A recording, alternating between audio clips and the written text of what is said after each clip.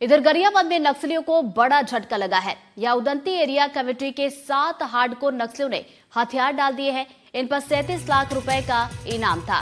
इन नक्सलियों में एक हरियाणा का सुनील भी शामिल है, जो हरियाणा से लेकर छत्तीसगढ़ तक नक्सल संगठन की विचारधारा फैलाने का काम कर रहा था, लेकिन अब वो भी सरेंडर कर चुका है। हमारे संवाददाता हिमांशु संगाड़ी ने सरेंडर करने वाले नक्सलियों और पुलिस अधिकारी से बातचीत की है। गरियाबंद मोर्चे पर लगातार गरियाबंद के सुरक्षा बलों को सफलता मिल रही है। एसपी निखिल राखेचा की रणनीति की बात करें तो पिछले 9 महीने में 27 से अधिक नक्सली मारे गए हैं और कई नक्सलियों ने सरेंडर भी किया है। आज इसी कड़ी में 7 नक्सलियों ने सरेंडर किया है, जिसमें सबसे बड़े नक्सली सुनील है, जो नक्सली कमांडर बताए जा रहे हैं। सुनील ने 18 तारीख को एक पत्र जारी करके बाकी नक्सलियों से भी आह्वान किया था कि दिवाली के दिन यानी 20 तारीख को सभी नक्सली उदंती एरिया नदी पर इकट्ठे हों और सरेंडर को लेकर बातचीत करेंगे और प्लानिंग करेंगे। लेकिन आज इतने दिन के बाद दिवाली भी निकल गई है। इसके बाद आज बाकी 6 नक्सलियों ने सुनील की बातें मानी और कुल 7 नक्सलियों ने आज 6 हथियारों के साथ सरेंडर किया है। मैं आपको दिखा दूं, ये सिंगल शॉट वाली एक बंदूक है, ये मोटार बताया जा रहा है, ये SLR है, इंसास है, ये तीनों इंसास हैं और ये SLR है। इसके साथ में कई गोलियां भी पुलिस ने इनके से बरामद की हैं। और ये जो नक्सली हैं, महिला नक्सली, आप देखें, ये 4 महिला नक्सली और 3 पुरुष हैं, जिसमें से सुनील को मेन कमांडर बताया जा रहा है और सुनील के आह्वान पर ही यह 6 नक्सली सरेंडर हुए हैं। सुनील इस एरिया के सबसे बड़े और सक्रिय नक्सलियों में से एक हैं। एक इससे बड़े जो गणेश उइके हैं, जो CC मेंबर हैं, वो उड़ीसा में सक्रिय हैं और सुनील इस एरिया में मेन सबसे बड़े नक्सली बताए जा रहे हैं। सुनील के आह्वान पर ही ये 7 नक्सलियों ने सरेंडर किया। पत्राचार हो रहा है और कहा जा रहा है कि हमारे द्वारा संघर्ष के लिए कहा जा रहा है, संघर्ष विराम की बात कही जा रही है पत्राचार करके।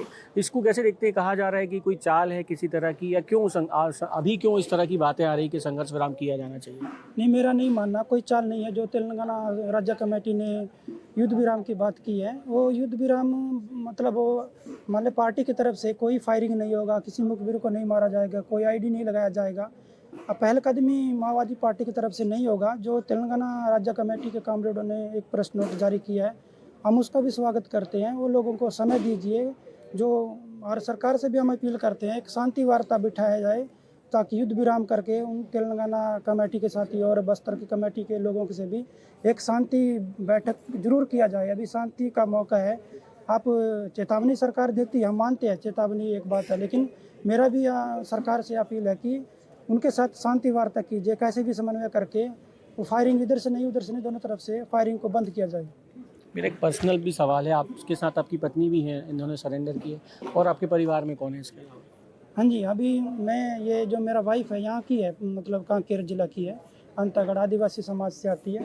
और मेरा घर में तो मेरा परिवार में मुझे पता नहीं है, 8-9-10 साल हो गए मैं नहीं गया, क्या खबर है, कौन कैसे है, तो उसका जानकारी मुझे नहीं है। आपके बच्चे हैं? मेरा बच्चा नहीं है। तो मतलब नक्सल मोर्चे पे थे, जंगल में रहते थे, इसलिए ऐसी कोई प्लानिंग नहीं? आगे भविष्य में कोई करना चाहेंगे अपने बच्चों के लिए भी?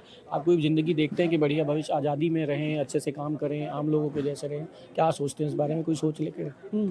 अभी तो बच्चे नहीं हैं, आगे भविष्य के लिए क्या नीतियाँ बनेगी, कैसा समाज बनेगा, उसके लिए हम सोचेंगे, उसमें हम फिर तय करेंगे।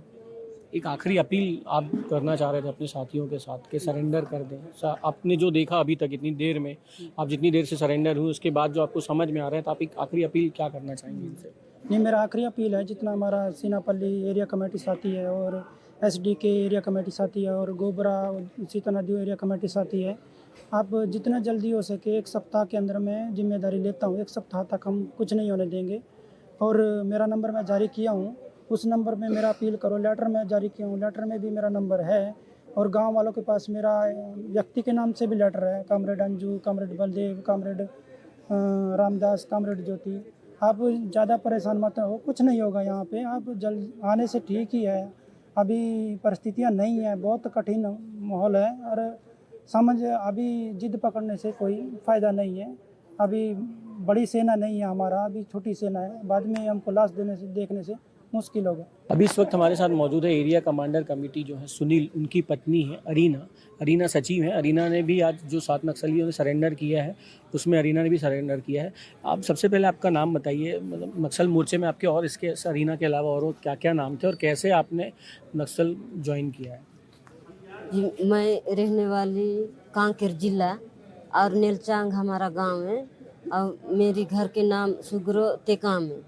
मैं 2006 में मैं जो नक्सली में जुड़ गई हूँ। जो 2006 से अभी तक मैं जो वहाँ से बस्तर से 2009 में मेरे को बदली कर दिए इन लोग यहाँ गरियाबंद जिला में। गरियाबंद में रहे 2-3 महीना और टोटल उड़ीसा में मैं थी। अभी 2009 से 21 तक मैं उड़ीसा में काम किया। वहाँ भी डिप्टी कमांडर थे सीनापल्ली का पहले।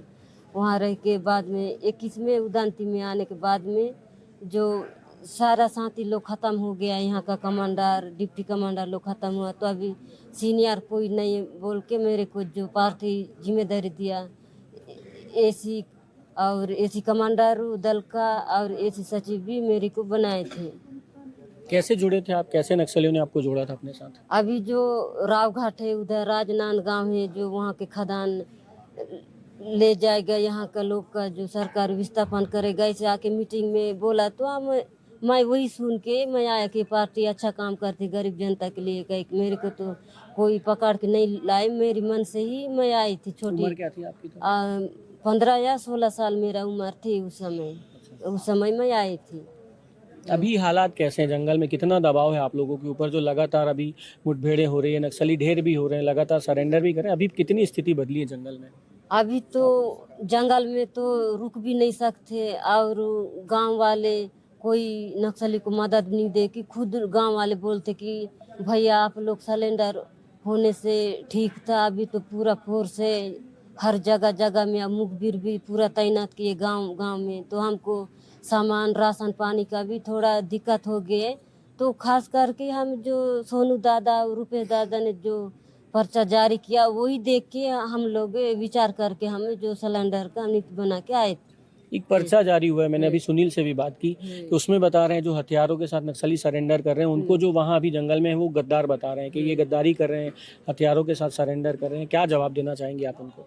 हम तो अभी ये तो दो पक्ष में कोई भी पार्टी में रहेगा ऐसे, ये पार्टी में भी ऐसे दो पक्ष में। अभी कोई बोलेगा कि बंदूक लेके हम लड़ेंगे, कोई के हम सरकार को देंगे, ऐसे हम जनता के पक्ष में रह के हम लड़ेंगे, ऐसे भी सोचेगा। तो अपना सीसी वाले बोला कि जो हथियार बंद संघर्ष हम नहीं करेंगे, जो जनता के ही पक्ष में रह के। अभी जो 50 साल हो रहे हैं हम लड़ाई को, हम तो नहीं रोकेंगे। जो क्या क्या मुद्दा है, जो मुद्दा लेके हम लड़ेंगे। अभी चुनाव में भी खड़े हो सकते, कुछ नौकरी भी कर सकते, लेकिन ये DRG हो कि पुलिस काम में कोई भी नहीं करना। अगर हम नौकरी नहीं करेंगे बोले से अपना परिवार के साथ जाके अच्छा से रहना, यही अपना सीसी वाले भी बोला, तो वही सोच के मैं आई हूँ। सर कैसे देखते हैं सरेंडर को और कितने दिनों से तैयारी चल रही थी? आज उदंती एरिया कमेटी के 7 सक्रिय नक्सली सदस्यों ने सरेंडर किया है हमारे सामने। यह अत्यंत ही महत्वपूर्ण एवं ऐतिहासिक सफलता है। इस क्षेत्र की बात करें तो यहाँ 4 एरिया कमेटीज होते हैं, उसमें से उदंती अत्यंत ही महत्वपूर्ण एरिया कमेटी है जो छत्तीसगढ़ और उड़ीसा के जंक्शन पर है। सीनियर कार्डर्स के मूवमेंट, लॉजिस्टिक्स मूवमेंट को कोऑर्डिनेट करता था। जो बची हुई वहाँ यूनिट थी, इन मास टोटल 7 लोगों ने सरेंडर किया है। जो बचे हुए नक्सली हैं उनके सामने आने से और उनके अपील से मुझे उम्मीद है कि वो लोग भी शीघ्र ही सरेंडर करेंगे। सर सुनील की कितनी बड़ी भूमिका है इस सारे सरेंडर में? सुनील DVC मेंबर, साथ ही साथ बड़े नक्सलियों के मारे जाने के बाद इस क्षेत्र का मैं बोलूँगा सीनियर मोस्ट नक्सली कमांडर था, जो करीब 25 वर्षों से इस संगठन के साथ जुड़ा हुआ था। उनके आने से जो संगठन में इमेज थी यहाँ पे, वो अत्यंत ही कट्टर सोचने समझने वाला आदमी था। उसके आने से लोगों को मनोबल बढ़ा, लोगों को लगा कि यही सही रास्ता है, शासन के साथ जुड़ना, मुख्य धारा में आकर समाज को आगे बढ़ाना। मुझे उम्मीद है कि जो बचे हुए लोग हैं सुनील के सरेंडर से निश्चय ही प्रभावित होंगे। सर एक आखिरी सवाल है, जिस तरह से सरेंडर हो रहे हैं नक्सलियों में भी खलबली मची, कई तरह के पत्र जारी हो रहे हैं, कभी जगमोहन जारी कर रहे हैं, कभी जगनू के लिए जारी हो रहा है, तो किस तरह से देख रहे हैं सर इसको भी? कन्फ्यूजन तो है। कुछ कमांडर्स पूरे सेफ्टी घेरे में और कंफर्ट में बैठकर ये अपील कर रहे हैं कि सरेंडर सही रास्ता नहीं है, जो सरेंडर करेंगे असुरक्षित होंगे। बट जैसा कि इस यूनिट ने दिखाया है कि उनका जो प्रचार एवं प्रसार है, सीनियर कार्डर्स का 1-2 जो बचे हुए हैं, बहुत लोगों ने सरेंडर भी कर दिया बड़े कार्डर्स ने, वह भ्रामक है, तथ्य से परे है। और इन लोगों ने प्रमाणित किया है कि सुरक्षा शासन के साथ मिलकर मुख्य धारा में वापस होने में है, ना ही कि कमांडर्स की नासमझ की बात जो 25 वर्षों में हिंसा और डिस्ट्रक्शन के अलावा और कुछ नहीं दे पाया है। तो ये थे रायपुर आईजी हमारे साथ। लगातार अभी भी नक्सलियों से सरेंडर करने की अपील की जा रही है, लगातार मुठभेड़ भी हो रही है, कई नक्सली मारे भी जा रहे हैं। उसके बाद भी सुरक्षा बलों के जवान और आईजी साहब का कहना है कि नक्सलियों के पास वक्त है, अभी भी सरेंडर कर सकते हैं। सुनील की बातें सुनकर 6 नक्सलियों ने सरेंडर किया है। इस एरिया में और भी जितने नक्सली हैं, सुनील की देखा देखी वो भी चाहें तो सरेंडर कर सकते हैं और किसी भी माध्यम से, ग्रामीणों से, पत्रकार बंधुओं से या आसपास के किसी भी सदस्य से संपर्क करके वो सरेंडर कर सकते हैं।